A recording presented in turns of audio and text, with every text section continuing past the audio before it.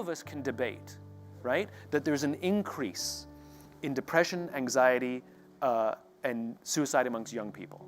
I mean, the statistics are alarming. The highest rate increase of suicide in the United States is girls 10 to 14 years old. The number of girls 10 to 14 years old, the number of suicides has tripled in the past 15 years, right? Girls also engage in social media 40% more than boys. It's not a causal relationship, but there's a correlation that's probably worth looking at. All of our validation now comes from the number of likes, the number of followers we have, has to have an impact. We have mistaken the experience of pleasure for the experience of happiness. So we continue to drive our interest in pleasure at the expense of our happiness. We must understand the difference between two. Through this video, I'll try to explain the difference between two on three major levels and how social media is playing a role.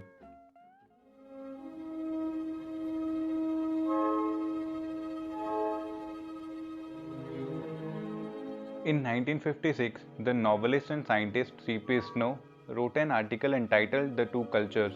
The cultures here in mind were science and the humanities.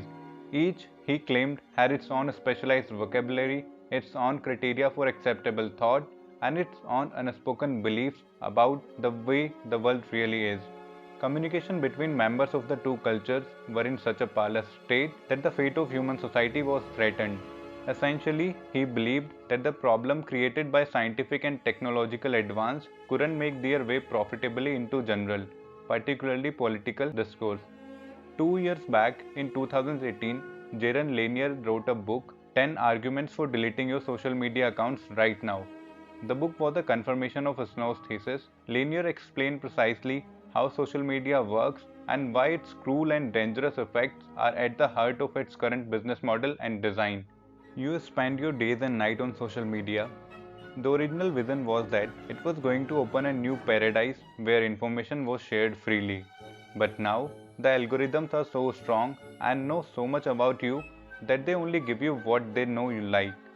You might argue, well, that's progress, that's convenience, that's technology, that's our new instant gratification culture. Buy a pleasure to increase happiness.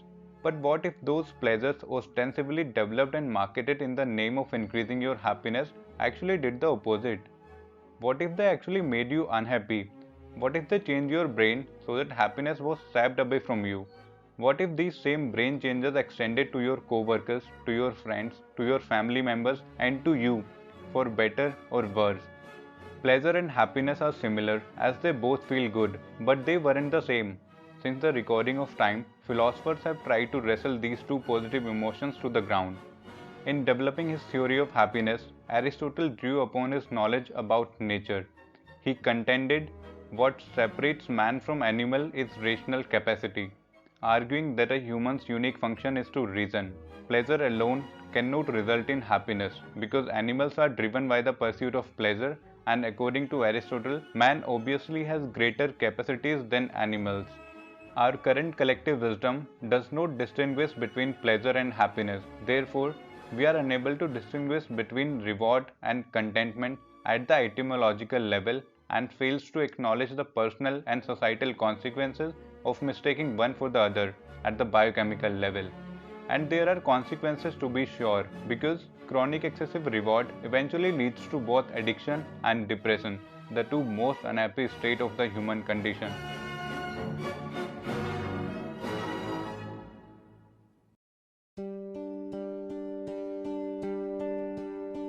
Dopamine and serotonin are both neurotransmitters and are both considered happy chemicals, but they have different distinct functions.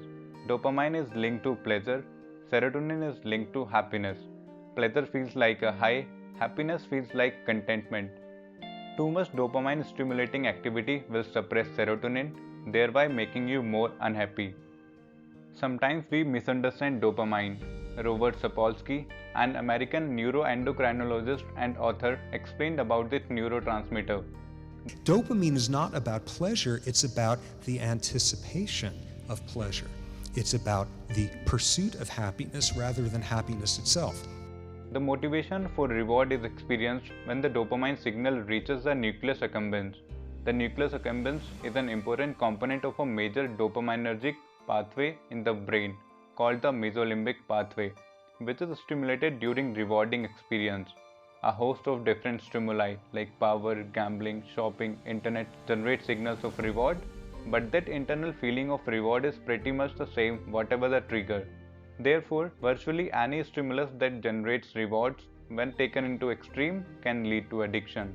You can get addiction to a drug, but you just as easily can get addicted to a behavior such as gambling and internet or social media use.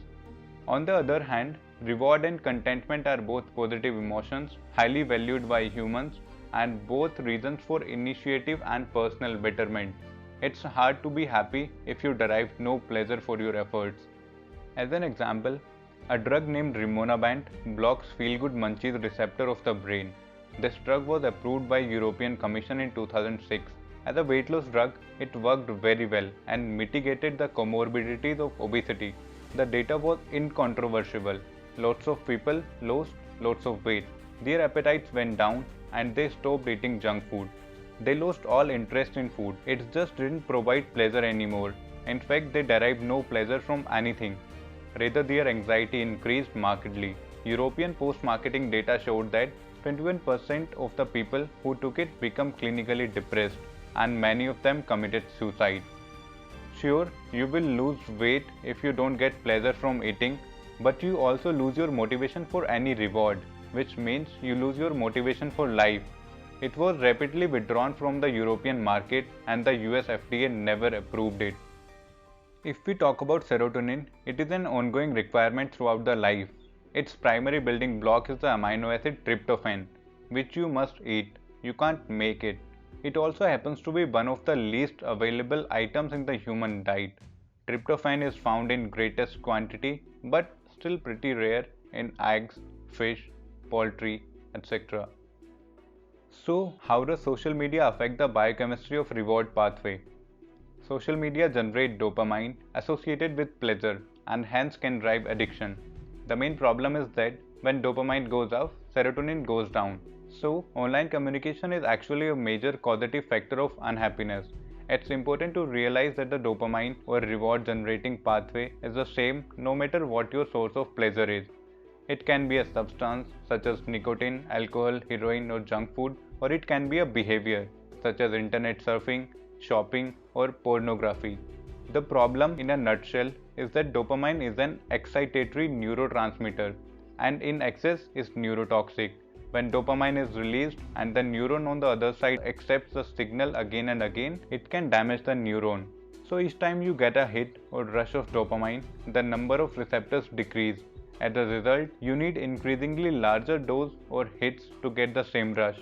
Eventually, you end up with tolerance, a state where even a large dose produced no effect. Once the neurons start to actually die off, you are full-blown addict. Serotonin, on the other hand, is not an excitatory neurotransmitter. When it acts on the serotonin 1 receptor, no damage occurs. Hence, happiness does not lead to much addictive behavior. But keep in mind that dopamine downregulates serotonin, so it's basically impossible to achieve happiness through pleasure-seeking behavior. As Dr. Robert Lustig said in his book, The Hacking of American Mind, we are our biochemistry, whether we like it or not, and our biochemistry can be manipulated, sometimes naturally and sometimes artificially, sometimes by ourselves but sometimes by others, sometimes for good and sometimes for ill. So what does the Rimonabant lesson teach us? First, it clearly demonstrates that the biochemistry drives the behavior and the emotions. It's hard to be happy if you derive no pleasure for your effort. But this is exactly what is seen in the various forms of addiction.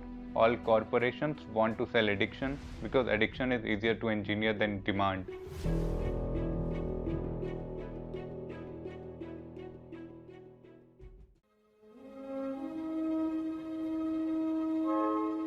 So how does social media hijack our mind? One of the main useful ideas the book Hooked talks about in engaging users is having triggers to bring the user back to the product. The hook model described in the book is very useful. Hooking a user has 4 elements. Social media is using all 4 tricks. Trigger. This can be an external trigger like an email or notification or ad that brings the user back.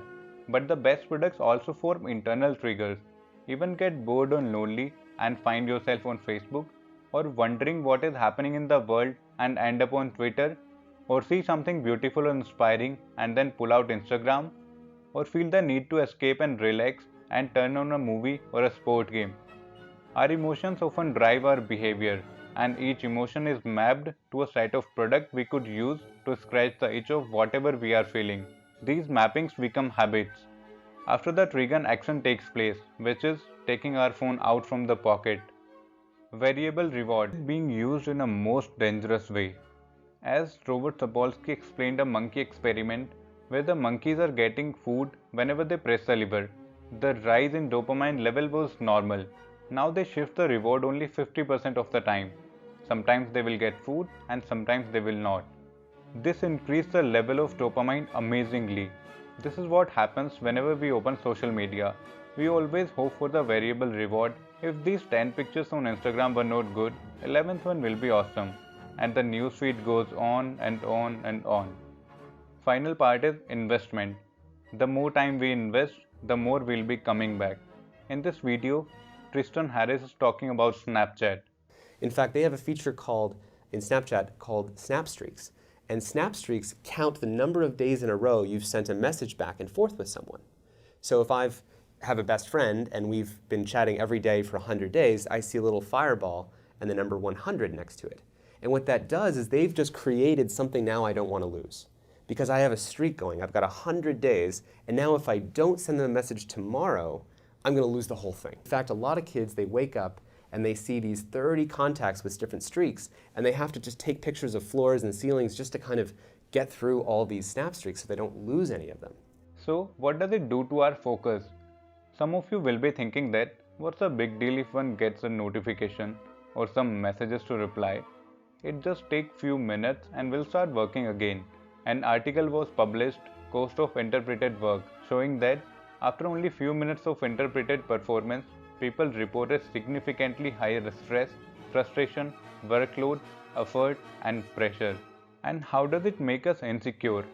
Shirley Kramer, CEO of Royal Society of Public Health, highlighted in a statement that social media has been described as more addictive than cigarettes and alcohol. She said, "It's interesting to see Instagram and Snapchat ranking as the worst for mental health and well-being. Both platforms are very image focused, and it appears they may be driving feeling of inadequacy and anxiety in young people." In one of his interview, David Foster Wallace raised a very genuine concern. But there's also the sense of do what you want, gratify your appetites, because when I'm a corporation, appealing to the parts of you that are selfish and self-centered and want to have fun all the time is the best way to sell you things, right? American economic and cultural systems that work very well in terms of selling people products and keeping the economy thriving do not work as well when it comes to educating children or helping us help each other know how to live and to be happy, if that word means anything. Clearly it means something different from whatever I want to do. I want to take this cup and throw it right now. I have every right to, I should. You know, I mean, that we see it with children. That's not happiness. That feeling of having to obey every impulse and gratify every desire it seems to me to be a strange kind of slavery. Nobody talks about it as such, though. It talks about freedom of choice, and you have the right to have things, and spend this much money and you can have this stuff. You are trapped in a prison, as said in The Matrix. Like everyone else, you were born into bondage, born into a prison that you cannot smell or taste or touch. A prison for your mind. Because of this, we are all alone, together. We must ask a much deeper question, which is, what do we want in our lives and what is our self-worth actually tied to? As written by Dr. Robert Lustig in his book, we are all customers now. Technology, sleep deprivation, substance abuse, processed food are killers of contentment and drivers of desire, dependence, and depression. How to decrease your screen time. I was pretty much addicted to the Facebook, Snapchat, Instagram, YouTube. There were long intervals in a day where I'm using these platforms. It starts while doing the big job in the morning to when I'm waiting for the meal to be cooked, when I'm traveling or waiting for the train or bus, during the office break, before going to sleep. Whenever I was stuck in my studies or work or research, I always open YouTube, almost with no will. There are thousands of books written on how to change your behavior and habits. There are thousands of research on how to change behavior and habits. Surprisingly, there is only one thing that breaks addiction dead on its track. That is, when a person comes to their own conviction that enough is enough. They make a solid decision to quit with a strong purpose. They have found and they have a clear purpose to stop and to turn their lives around. So before you click another web page, stop and make a conscious decision. What is your purpose? Are you making a conscious decision to waste or spend your time? Is your action beneficial to your goals and purpose? And to make that decision, you have to be curious about your habit. As explained by Judson Brewer, a psychiatrist treating people with the mindfulness. Maybe the next time you feel this urge to check your email when you're bored or you're trying to distract yourself from work, or maybe to compulsively respond to that text message when you're driving, see if you can tap into this natural capacity. Just be curiously aware of what's happening in your body and mind in that moment. It will just be another chance to perpetuate one of our endless and exhaustive habit loops, or step out of it. Instead of see text message, compulsively text back, feel a little bit better, notice the urge, get curious, feel the joy of letting go, and repeat.